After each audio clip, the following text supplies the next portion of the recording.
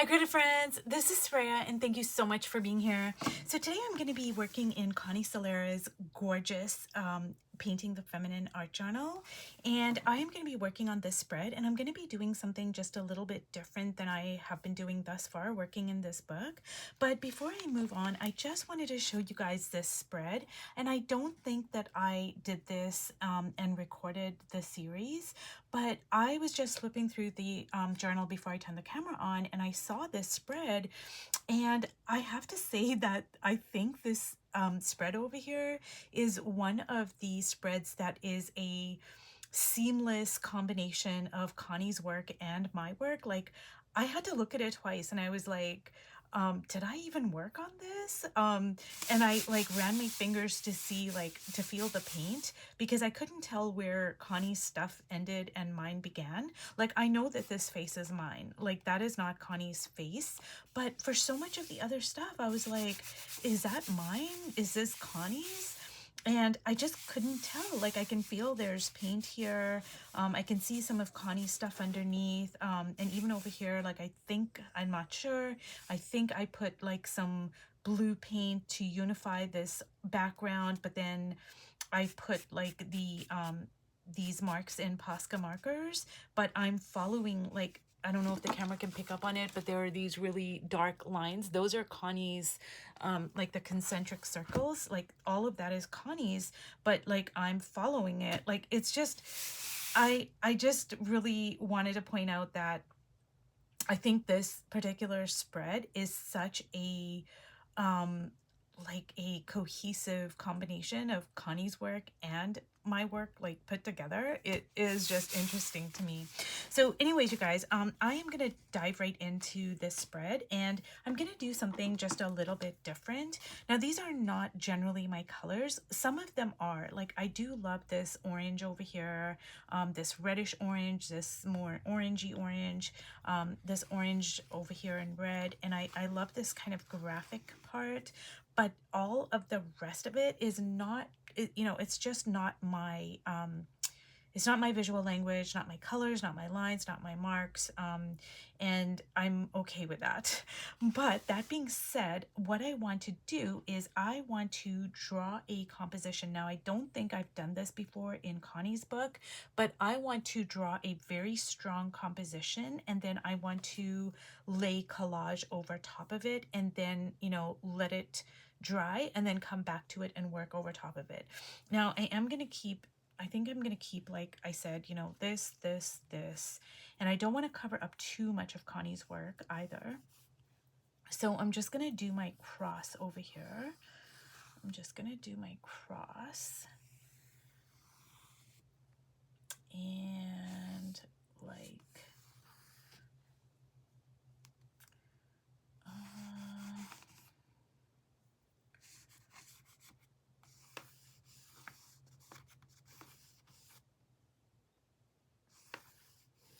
so I'm gonna, that's my cross. And it is a bit difficult even for me to kind of hone in on it because I'm getting distracted by all this stuff. It's different working like this as opposed to working on a blank white piece of paper, because I can see better, like I can see more easily, but it's okay. So I am, and I don't know for sure, but I think I'm gonna keep this part over here as well. It's interesting to me. It's not my visual language, but I am drawn to it. So what I'm going to do is I'm going to use some of my tea stained collage pieces and just some of my my own collage, I guess, that I soaked in tea. So like I have this, that's my handwriting. I've got some dictionary pages. Just some really kind of cool stuff here. So I'm just gonna like see if I can use some of this stuff. And that's my Tetley tea bags, you guys. It got stuck on the paper, so I'm just gonna use it actually. I like it when weird things like that happen. It's kind of interesting. So I just have like not a lot of paper, but I don't know if I'm gonna use all of it. I don't know. So I'm gonna try to keep this, this, and this. And you know, that is, that's a fair chunk. Like, because when I'm working in Connie's book, I don't want to keep too much so that it's like too much of her stuff, and I don't want to cover up too much so that it's too much of my stuff. Like it's got to be like kind of some sort of a balance. Now I think I did a spread, and I actually recorded it, where I ended up covering up a lot of Connie's work, like I think like 90% of it, but that wasn't my intention. And it just like I kept on like fighting it and fighting it and fighting it, and I just couldn't kind of make it work. Where initially I set the goal was for me to keep like, I don't know, 30-40% of her work, but then I ended up covering up like 80% of her work, but I gave it a good shot. So sometimes things are gonna fail, but generally speaking, I want there to be enough of Connie's work but not too much, and enough of my work but not too much. So yeah, and so I think this is a good balance. At least that's my aim anyways. Now this piece over here is it is a little bulky, so I might need to like come back in and put more like glue, like to glue it down, Mod Podge. But I do have some modeling paste too, you guys, but I don't know where it is. So modeling paste is like a glue, but it's like a much thicker, it's exactly what it says. It's like a paste. So it's for hard to kind of like adhere things that are just have a little bit more weight to them. And this is my cheap line composition notebook, but then over top of it I have I put collage on top of it, so you know it's 2 or 3 layers of paper, so it's making it a little bit more difficult for me to get it down here. And I do want it to be down. Okay.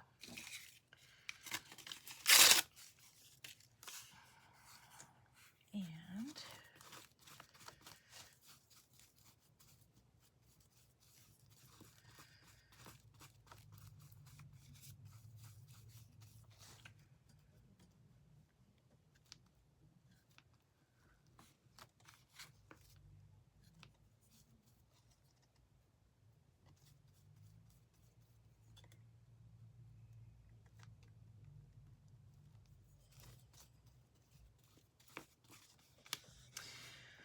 okay, you guys, so this is the cross over here that I am kind of having a little bit of difficulty in seeing, but let me see here.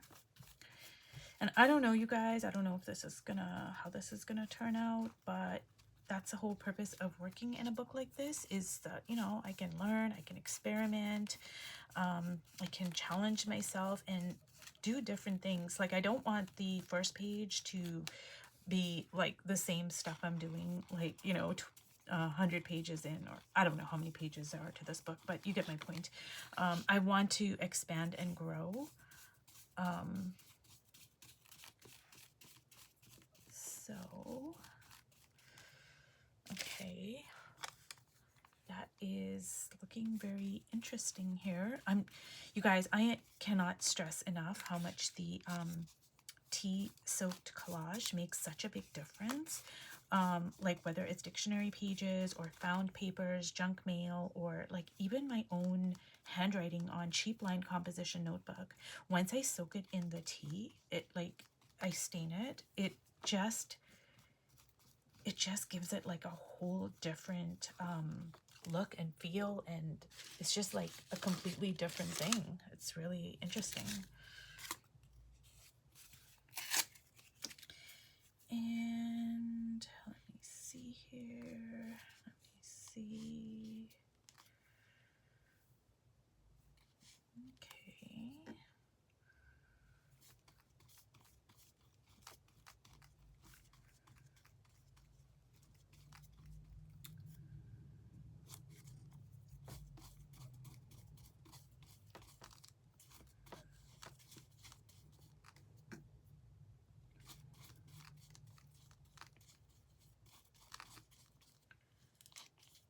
Oh, okay. So this was a piece of collage, but Maybe it was stuck together and it kind of came apart, which is totally fine. And I can put it over here. No, I don't want to do that. Okay, the reason why I don't want to do that is because I'll explain in a minute here. So this piece right here is just like, it's part of this piece. So I want to repeat the pattern, but I want it to be a little bit further apart. Like if it's here, my eye's gonna kind of go from here to there, and then there's, you know, it's not gonna bring it onto this spread. But if I put it over here, it's, my eye's gonna go here and then here and hopefully over here, because those are similar elements, if that makes sense. So yeah, I didn't want to put it over there. So what I'm gonna probably have to do, you guys, is once this is dry, I'm probably gonna have to come in and just add more of my Mod Podge, and I probably won't film that part. Then I can let it dry. But yeah, this is gonna be difficult to get it to stick down here. So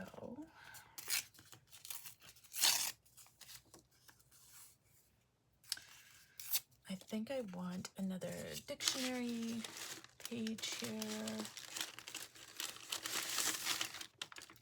So do you see what I mean, you guys? Like this has been soaked in tea, and I crumpled it up, I think, before I put it in the tea soak, and it just, oh my God, it just is so delicious. Like it really adds so much to your art. I can't talk about it enough.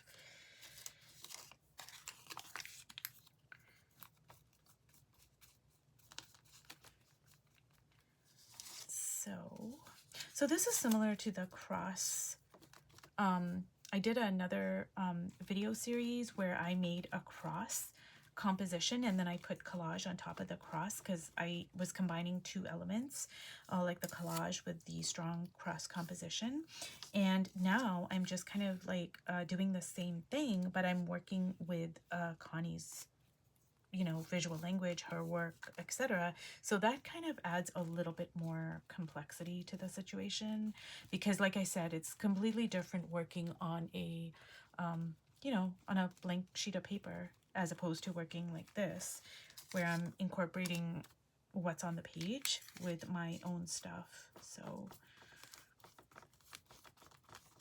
but this is going to be interesting, you guys. I'm really curious to see what happens, which is always a great place to be, beginner's mind. I don't know what I'm doing. I don't know where this is going. I'm just kind of focused on what's going on right now. I don't know. Let me see. Does that, yeah, maybe that wants to go there. So that's like one piece. So do you see how like, you'll be able to see it better once it's all dried. But these are all one. Okay, so this piece over here, this piece over here, this piece and this piece are all part of one.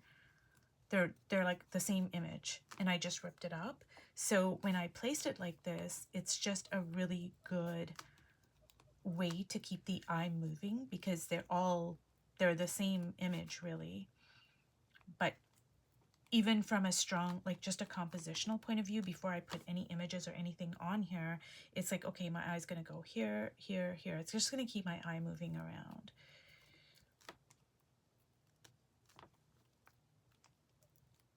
Okay, so I'm just gonna use my finger and just really get it in here, because I want this to stick. Okay.